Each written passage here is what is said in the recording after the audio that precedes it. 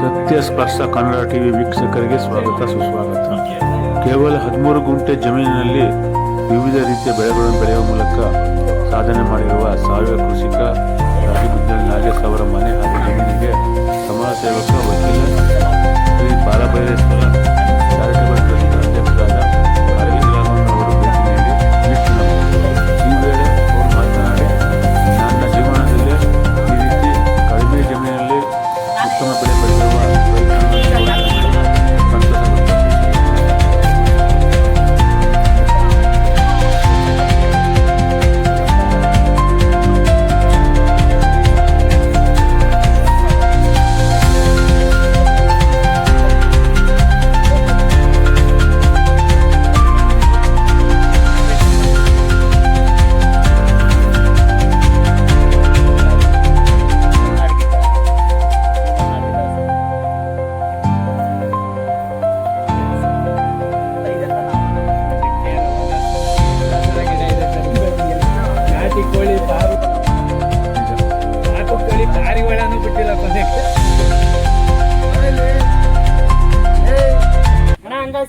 ಬನ್ನಿ ನೋಡು ಲೊಕೇಶನ್ ಆ ಕಡೆಯಿಂದ ಬನ್ನಿ.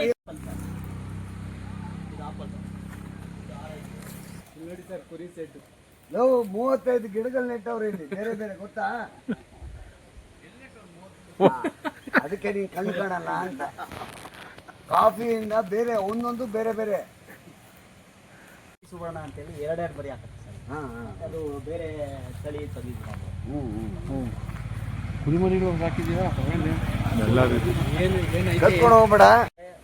ಒಂದು ಐ ಟಿ ಐ ಕಾಲೇಜ್ ಇದೆ, ಇಷ್ಟೆಲ್ಲ ನೋಡ್ಕೊಂಡು ಇದನ್ನ ನೋಡಿ ಆಮೇಲೆ ಹಾಲು ಕರಿಬೇಕು. ಅದು ಈಗ ಹಸು, ಅದು ಮಲೆನಾಡು ಗಿಡ್ಡ, ಮರಾಠ ಮುಗ್ಗು, ಪಲಾವ್ ಎಲೆ, ಚಕ್ಕೆ,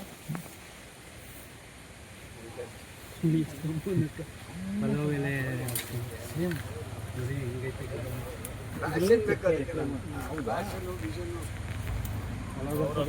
ನೋಡಿದ್ರಿ. ಬೇರೆ ತೋಟ ಇದು ಇಲ್ಲಿ ನಮಗೆ ಕಣ್ಣು ಮುಂದೆ ಕಾಣ್ತಾ ಇರೋದು ಒಬ್ಬ ವ್ಯಕ್ತಿದು ಡೆಡಿಕೇಶನ್, ಡಿವೋಷನ್, ಶ್ರಮ, ಪರಿಶ್ರಮ, ಎಷ್ಟು ಕಷ್ಟಪಟ್ಟು ಯಾವ್ಯಾವ ಥರ ಬೆಳೆಸ್ಬೋದು. 35 ಗಿಡಗಳು ಬೆಳೆಸಿದ್ದಾರೆ, ಬೇರೆ ಬೇರೆ ಟೈಪಲ್ಲಿ ಬೆಳೆಸಿದ್ದಾರೆ. ಅದು ಬಿಟ್ಟು ಅಲ್ಲಿ ಪೋಲ್ಟ್ರಿ ಥರ ಒಂದು ಶೆಡ್ ಮಾಡ್ಕೊಂಡಿದ್ದಾರೆ, ಡ್ರಿಪ್ ಇರಿಗೇಷನ್ ಮಾಡ್ಕೊಂಡಿದ್ದಾರೆ. ಸ್ವಂತ ಕೈಯಲ್ಲೇ ಅವರು ಇದು ಕಟ್ಟಿಬಿಟ್ಟು ಕಟ್ಟಡ ಎಲ್ಲ ಕಟ್ಟಿ ಗೋಡೆಗಳು ಅವರೇ ಕಟ್ಕೊಳ್ತಾರೆ. ಈ ಥರ ನಾನು ಎಕ್ಸ್ಪೀರಿಯನ್ಸಲ್ಲಿ ಫಸ್ಟ್ ಟೈಮ್ ಲೈಫಲ್ಲಿ ನೋಡ್ತಾ ಇರೋದು. ಒಬ್ಬ ವ್ಯಕ್ತಿ ಮಾಡಿ ಒಬ್ಬರೇ ಕೂತ್ಕೊಂಡು ಇಷ್ಟು ಮಾಡಿರೋದು ಇಟ್ಸ್ ನೆಕ್ಸ್ಟ್ ಟು ಇಂಪಾಸಿಬಲ್. ದೇವ್ರವ್ರು ಚೆನ್ನಾಗಿಟ್ಟಿರಲಿ.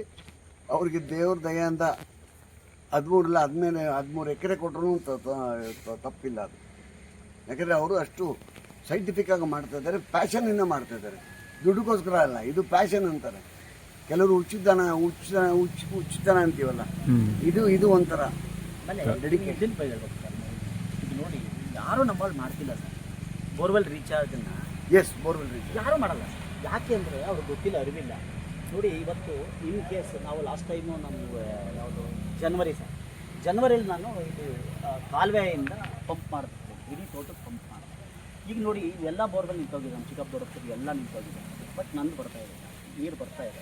ಆಮೇಲೆ ಟೆರೆಸ್ ವಾಟರ್ ನಾನು ಒಳಗೆ ಬಿಟ್ಟಿದ್ದೀನಿ, ಟೆರೆಸ್ ವಾಟರ್ ನೀರು ಒಳಗೆ ಬಿಟ್ಟಿದ್ದೀನಿ. ವೇಸ್ಟೇಜ್ ನೀರು ಗುದ್ದಾಡ್ತೀವಿ ನಾವು. ನಮ್ಮ ಅಂತಂದು ನಾನು ನದಿ ಬಿಟ್ಟೋಯ್ತದೆ, ನೀರು ಬಿಟ್ಬಿಟ್ರೆ ಅಂತ ನಾವು ಅದನ್ನು ಇನ್ನೊಂದು ಸೋಪ್ ಪಿಟ್ ಅಂತ ಮಾಡಿದ್ದೀವಿ, ಅದನ್ನು ಮಾಡಿದ್ದೀವಿ. ಇಲ್ಲಿ ವೇಸ್ಟೇಜ್ ಎಲ್ಲ ಎರೆ ಗೊಬ್ಬರ ಮಾಡಿದ್ದೀವಿ. ಆಮೇಲೆ ಎರೆ ಜಲ ಮಾಡಿದ್ದೀವಿ, ಜೀವಾಮೃತ. ಯಾವುದು ಇವತ್ತು 7 ವರ್ಷ ಆಯಿತು. ನೀವು ಸರ್, ನಾನು ಒಂದು ಗುಂಡಿ ತೆಗೆದ್ಮೇಲೆ ನಮ್ಮನ್ನು ಗೋಳಿಗಳ ಹಿಂದೆ ನಿಂತಿದ್ದು ಯಾಕೆ ಅಂದರೆ ಎರೆಹುಳ ತಿನ್ನೋದು. ಹೇಳ್ಬೇಕಾದ್ರೆ ಸೈಂಟಿಫಿಕ್ ಮ್ಯಾನೇಜ್ಮೆಂಟ್ ಎಸ್, ಹೌದು, with passion and with a goal to achieve perfection.